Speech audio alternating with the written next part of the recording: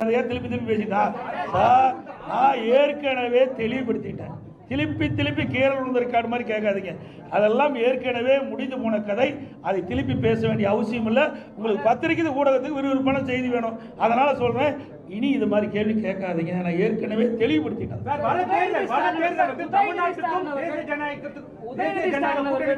தேர்தல், அதனால மக்கள் பார்த்து வாக்களிங்கன்னு சொல்லிட்டு முதலமைச்சர் சொல்லக்கூடிய அந்த பிரச்சாரத்தை நீங்க எப்படி பாக்குறீங்க?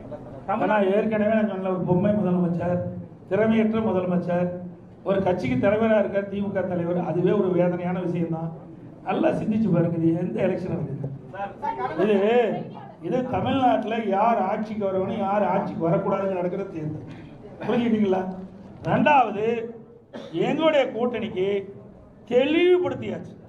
திருப்பி சொல்றேன், எங்களுடைய கூட்டணி அதிமுக தான் கூட்டணிக்கு தலைமை தாங்கும்.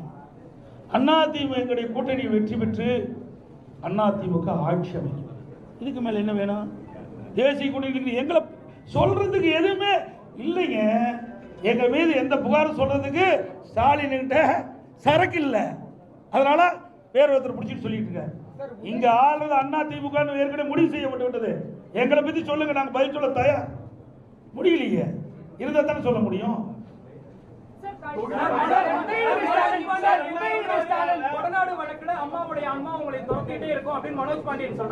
அதனாலதான் ஆன்மா துரத்தங்காட்டி தான் அங்க ஓடிட்டு. ஆன்மா யாரை துரத்துது பார்த்தீங்களா? உண்மையா இருக்கிறீங்களா? எங்களை ஆசீர்வாதம் பண்ணிட்டு இருக்குது அம்மா. அதனால இங்க இருந்துட்டு இருக்கிறோம். இங்க இருக்கின்றவர்கள் யாரெல்லாம் தவறு செய்தார்களோ, யாரெல்லாம் இந்த இயக்கத்துக்கு துரோகம் செய்தார்களோ, அம்மாவுடைய ஆன்மா அவளை ஆட்டி படைச்சிட்டு இருக்குது.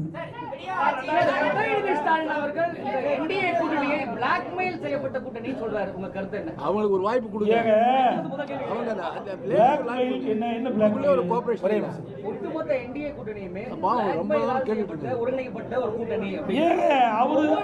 அவரு நினைச்சுக்கிட்டு கேட்கிற கேள்விகளை என்கிட்ட பதில் கேட்காதீங்க. அவரை தான் திருப்பி கேட்கணும். அதிமுக ஏன்னா ஒரு தேசிய அளவில் இருக்கிற ஒரு கூட்டு கட்சிங்க. முதல்ல புரிஞ்சுங்க, தேசிய அளவில் இருக்கின்ற கட்சி தேசிய ஜனநாயக கூட்டணி நாட்டை ஆளுகின்ற கட்சி. அந்த நாட்டில் இருக்கார் ஸ்டாலினும் இந்தியாவுக்குள்ள தான் இருக்கிறார். தமிழ்நாடுங்கிறது ஒரு மாநிலம் தான்.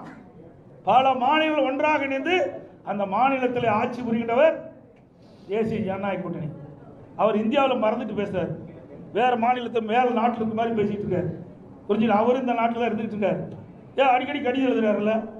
மீனவர் காணால் போனால் கடிதம் எழுதுறாருல? எதுக்கு எழுதுறாரு? அந்த அதிகாரம் யாருக்கிட்ட இருக்குது? மத்திய அரசாங்கத்தான் இருக்குது. வேண்டுமென்றே திட்டமிட்டு பேசுவதற்கு ஒன்றும் இல்லை. அதனால